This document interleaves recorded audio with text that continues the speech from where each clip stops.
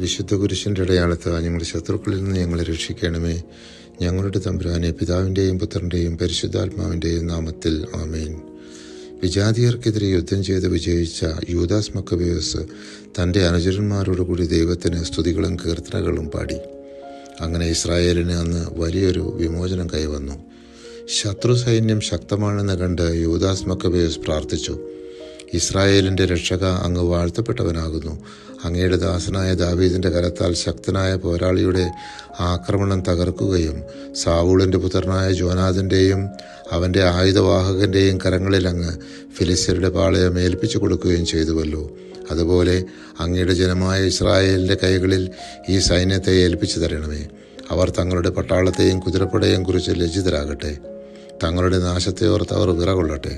അങ്ങയെ സ്നേഹിക്കുന്നവരുടെ വാളിന് അവരെ ഇരയാക്കണമേ. അങ്ങേ നാമം അറിയുന്നവർ അങ്ങയെ പാടി പുകഴ്ത്തട്ടെ. 1 മക്കബായർ 4-ാം അധ്യായം 30 മുതൽ 34 വരെയുള്ള തിരുവചനങ്ങൾ.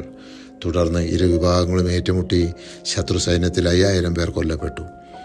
യൂദാസ് മക്കബേയോസും സഹോദരന്മാരും സൈന്യത്തെ മുഴുവൻ വിളിച്ചുകൂട്ടി. അവർ സിയോൻ മലയിൽ കയറി ചെന്നു. അവിടെ പരിത്യക്തമായ വിശുദ്ധ മന്ദിരവും അശുദ്ധമാക്കപ്പെട്ട ബലിപീഠവും അവർ വിശുദ്ധീകരിച്ചു. അശുദ്ധമാക്കപ്പെട്ട ദഹന ബലിപീഠം അവർ തച്ചുടച്ചു.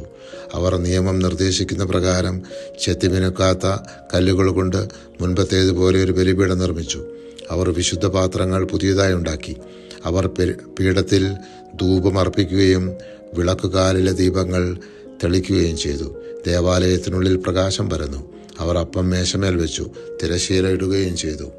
അങ്ങനെ തുടങ്ങിയ പ്രവൃത്തികളെല്ലാം അവർ പൂർത്തിയാക്കി.